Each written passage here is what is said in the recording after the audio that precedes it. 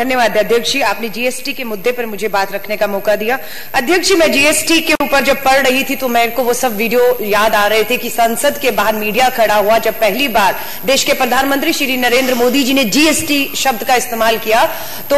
ऐसा लग रहा था कि जैसे पहली बार कोई शब्द सुना है सभी ने, कि ये जो बहुत बड़े बदलाव की ओर अगर किसी ने ले जाने की सोच कही है तो किसी और की सोच नहीं, वो देश के प्रधानमंत्री श्री नरेंद्र मोदी जी की सोच है। और ये वही सांसद थे जो कम से कम 17 सालों तक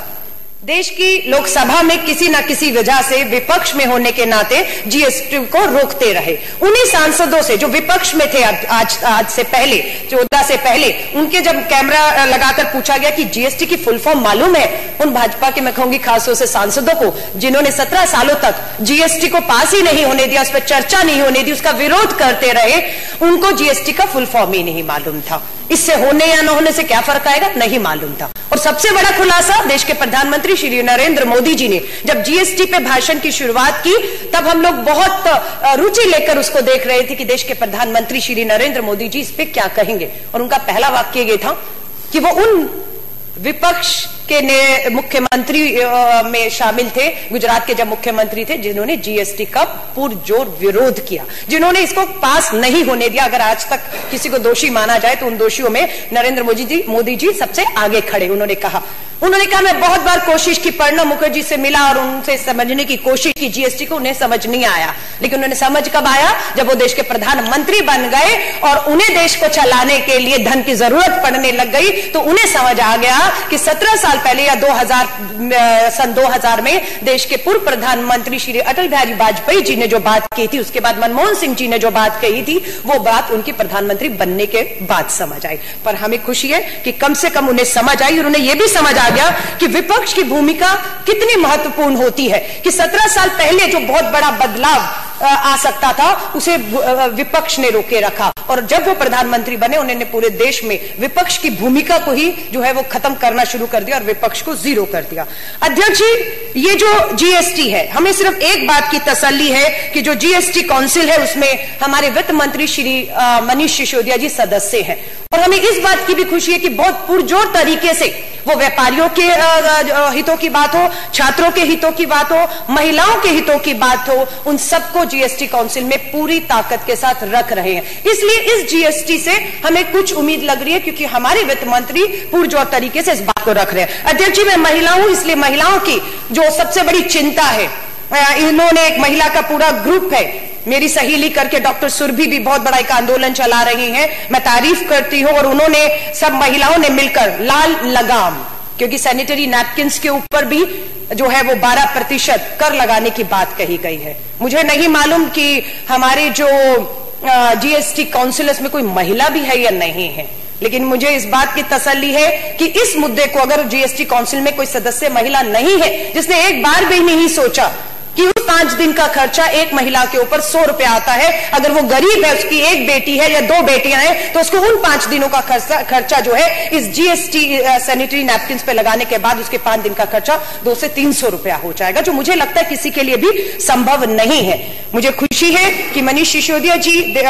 उप मुख्यमंत्री, वित्त मंत्री ने और हमारे मुख्यमंत्री मनीष सिसोदिया जी ने इन सबको जो यकीन दिलाया। लेकिन मैं देश के वित्त मंत्री जी से ये जरूर कहना चाहूंगी, आपने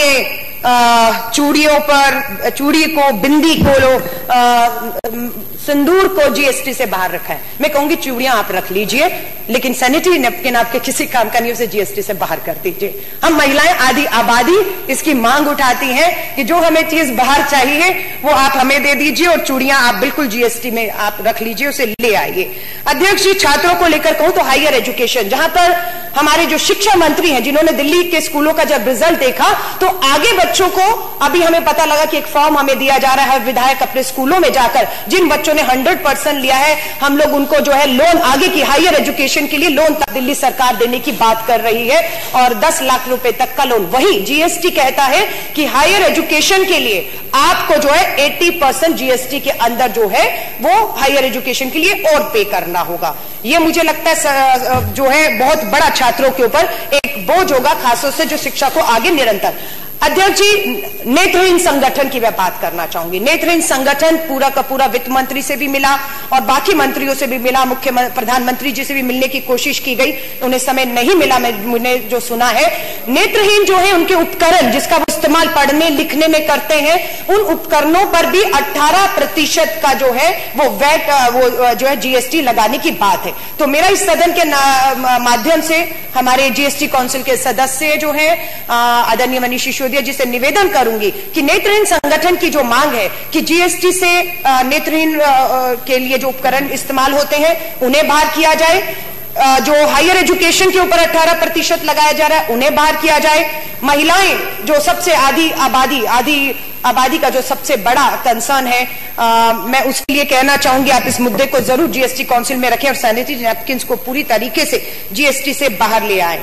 अध्यक्ष जी, मैं सिर्फ इसके पीछे एक सबसे बड़ा कारण बता रही हूं। 88% girls use alternative like cloth, plastic, sand, newspaper. यही कारण है कि वो अफोर्ड नहीं कर पाते और जीएसटी लगने के बाद तो आप भूल ही जाएं कि वो हम उनको जो है इस तरफ प्रमोट करने की बात भी कर सकते हैं। मैं केरला की सरकार का भी तारीफ करती हूँ अध्यक्ष जी। केरला की सरकार ने जब ये पता लगा कि सैनिटरी नैपकिन के ऊपर जो है वो जीएसटी लगाया जा रहा है, उन्होंने शीट पैक करके एक मुहिम चलाई है केरला की सरकार ने, जिन्होंने 5 सालों तक सैनिटरी नैपकिन स्कूल की जो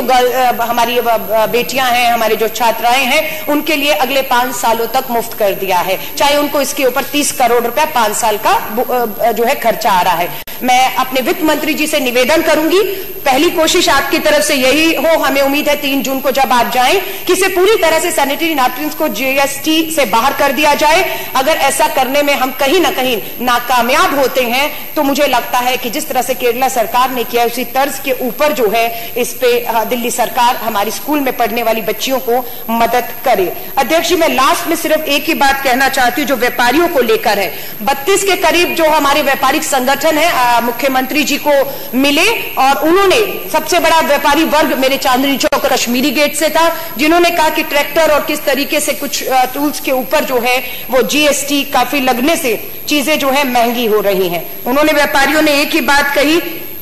कि पहले उनकी कमर जो है वो नोटबंदी ने तोड़ी थी, रही खई कसर जो है वो जीएसटी पूरा कर रहा है। पहले पड़ी नोटबंदी की मार, अब की बार जीएसटी मार। तो मैं आपसे हाथ जोड़ के निवेदन करूंगी कि इस जीएसटी को हम एक बड़े बदलाव की तरह देख रहे हैं, हम एक सकारात्मक विपक्ष की तरह इस हाउस में चर्चा कर रहे हैं और हमें भी ये महसूस होता है जीएसटी समय की और देश की कर प्रणाली में एक बड़े बदलाव को लेकर एक बड़ी पहल है जिसका हम सब स्वागत करते हैं। पर जो चिंताएं हैं अध्यक्ष जी, मैं उम्मीद करती हूं उन चिंताओं को जो है वो जीएसटी काउंसिल की मीटिंग में पूरी तरह से रखा जाएगा और इन्हीं शुभकामनाओं के साथ आपका धन्यवाद कि आपने इस मुद्दे पर बोलने का मुझे अवसर दिया। जय। बहुत बहुत